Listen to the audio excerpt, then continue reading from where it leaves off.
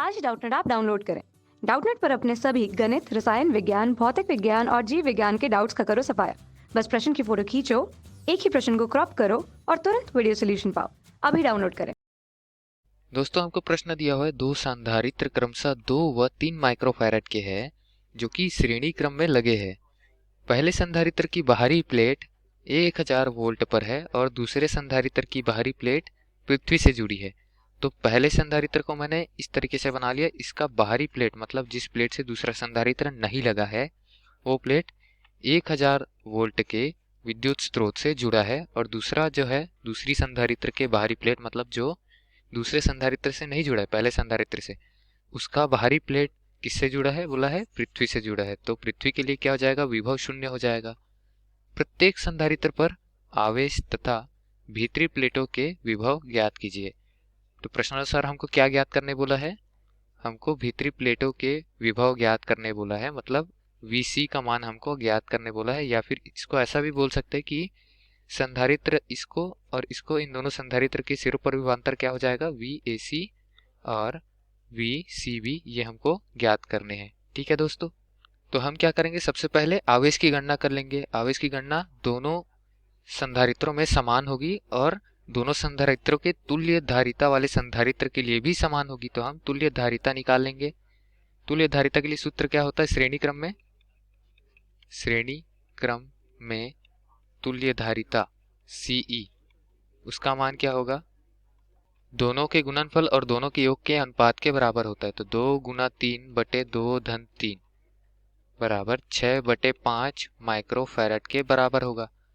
अब धारिता हमने निकाल लिया और आवेश के लिए क्या चाहिए? धारिता और विभवांतर। अब हम जानते हैं कि VA क्या है? 1000 वोल्ट। और VB पृथ्वी से जुड़ा है तो VB क्या हो जाएगा? शून्य। अब दोनों के बीच का विभवांतर क्या होगा?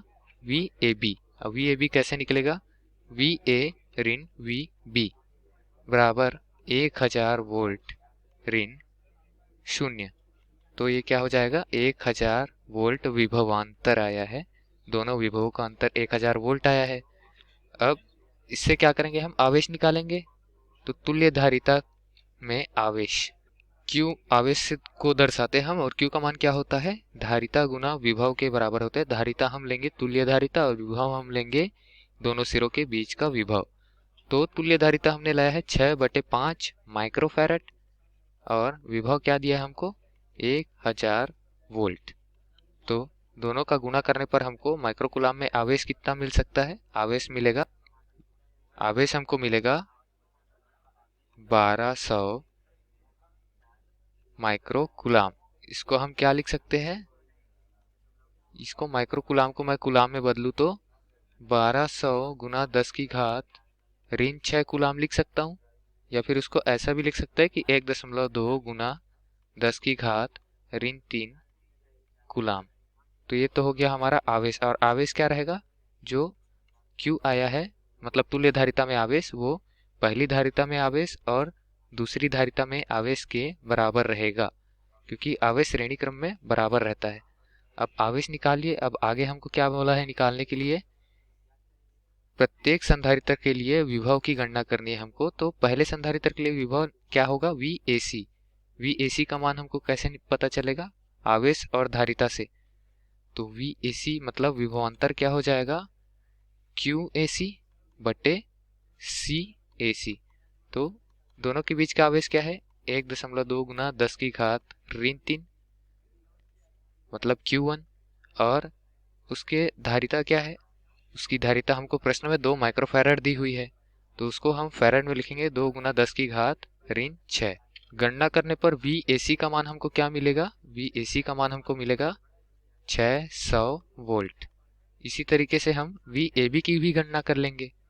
VCB की गणना, VAB हमारा है 1000 वोल्ट, तो VCB की गणना करेंगे। CB आप देख सकते हैं किनके बीच का विभव है? ये C और B, मतलब दूसरे संधारित्र के सिरों पर विभव है। धारिता 3 माइक्रोफैराड और आवेश जो है वो समान रहेगा। तो आवेश बटे धारिता में आवेश का मान है 1.2 गुना 10 की घात ऋण 3 और धारिता क्या हो जाएगी हमारी? 3 गुना 10 की घात ऋण 6 फैराड में। माइक्रोफैराड था, उसको मैंने फैराड में बदला हुआ है। तो VAC का मान क्या आएगा? ये आएगा 400 वोल्ट। तो हमने दोनों संधारित्रों के सिरों पर उत्पन्न विभवांतर की गणना कर ली है। एक आया है 600 और एक आया है 400 वोल्ट। यही हमारा उत्तर है दोस्तों। धन्यवाद। कक्षा 6वीं से 12वीं से लेकर नीट, IIT, जेईई वो एडवांस के लेवल तक 1 करोड़ से ज्यादा छात्रों का भरोसा। आज ही डाउनलोड करें डाउटनेट ऐप या व्हाट्सएप करें अपने सारे डाउट्स 8400 400 400 पर।